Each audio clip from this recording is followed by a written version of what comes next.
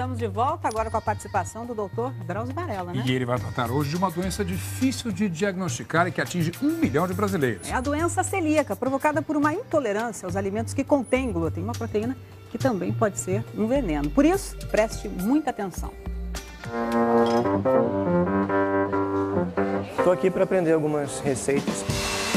Numa cozinha cheia de mulheres, Sérgio, o único homem, chama a atenção. Hoje eu preparei um panetone, sem usar farinha de trigo. Um panetone de Natal, com todos os ingredientes normais do panetone, mas substituindo o que tem o glúten pelo que não tem glúten. O glúten está em quase tudo o que comemos. É uma proteína presente no trigo, no centeio, na cevada e no malte. Matéria-prima do pão, das massas e da cerveja, que para algumas pessoas pode ser um veneno. Há 1 ano e meio, a mulher de Sérgio descobriu que estava com a doença celíaca, uma intolerância do organismo ao glúten. A doença celíaca afeta 1 em cada 200 brasileiros.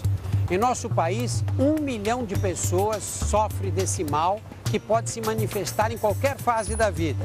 Crianças de colo, adolescentes, adultos e até nos mais velhos. Para ter doença celíaca, primeiro tem que ter predisposição genética para ter essa doença. E segundo, estar consumindo o glúten. Além disso, possivelmente há outros fatores ambientais que funcionariam como um gatilho para que essa doença se desenvolva e que ainda não se conhece quem seria esse outro fator ambiental. Anderson ouviu um diagnóstico há 2 meses. Quando começou a tua doença? Bom, o início foi no ano de 2000, com algumas pintas no cotovelo, no joelho, nas nádegas também. E a gente passava uns remedinhos, pensando que era algum tipo de micose. E aí do nada sumia. Só que os sintomas voltavam logo. E assim foi durante 9 anos, até que ele começou a emagrecer muito, embora o apetite se mantivesse normal. Perdeu 14 quilos em apenas 5 meses. Quase 10 médicos que eu passei para tentar saber o que era. Em algum momento você achou que tivesse uma doença muito grave? Sim, eu achava que eu tivesse até algum tipo de câncer, no intestino.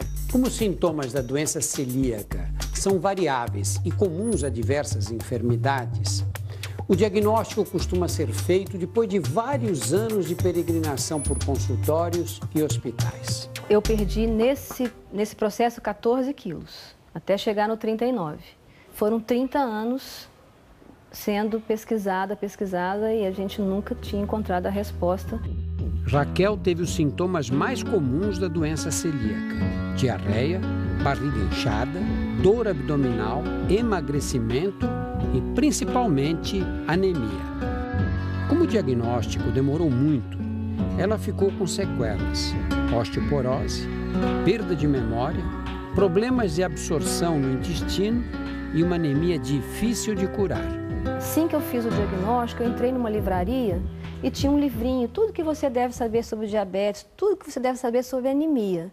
E eu peguei o livrinho no 2º capítulo, muita diarreia, pesquisa de doença celíaca.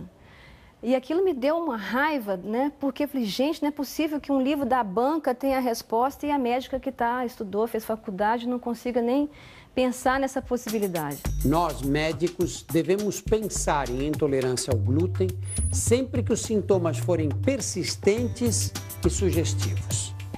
Sem lembrar que a doença existe, não há como fazer o diagnóstico. Infelizmente, no nosso meio, cerca de pelo menos 1 ano os pacientes estão peregrinando com os seus diferentes sintomas.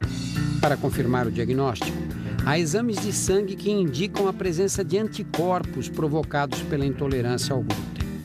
Mas o mais importante é fazer uma endoscopia com biópsia de intestino. Por que você tem medo do exame? Você tem medo de injeção? Tenho medo de injeção. É meio complicado. Uma mão desse com medo de injeção? No revestimento interno do intestino, existem vilosidades para aumentar a absorção dos nutrientes. Nos portadores de doença celíaca, essas vilosidades diminuem ou desaparecem. a mucosa fica lisa e o aproveitamento dos nutrientes prejudicado. A endoscopia pode dar certeza e detalhes dessa condição. Mas Anderson está com receio.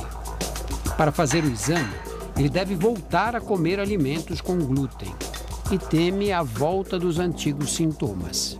Vale a pena você fazer esse sacrifício alguns dias para quem já vem há 8 anos com a doença, sem controle, 5 dias a mais, a menos, eu não acho que possam fazer grande diferença, né?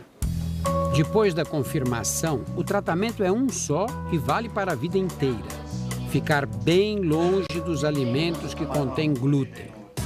Há 15 anos, Raquel se despediu de pães e massas e procura preparar em casa receitas com ingredientes que substituem a farinha de trigo.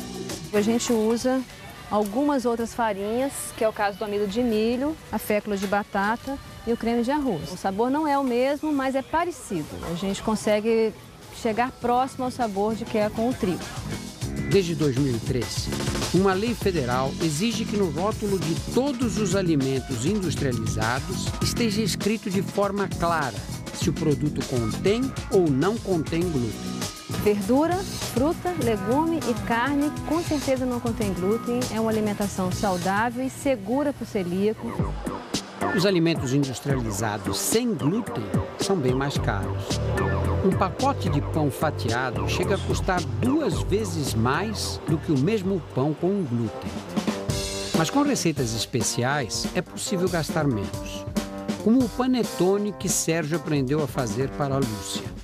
Ao invés de farinha de trigo, vai amido de milho e batata cozida. Nossa, que lindo! Então, meu amor, tá bom?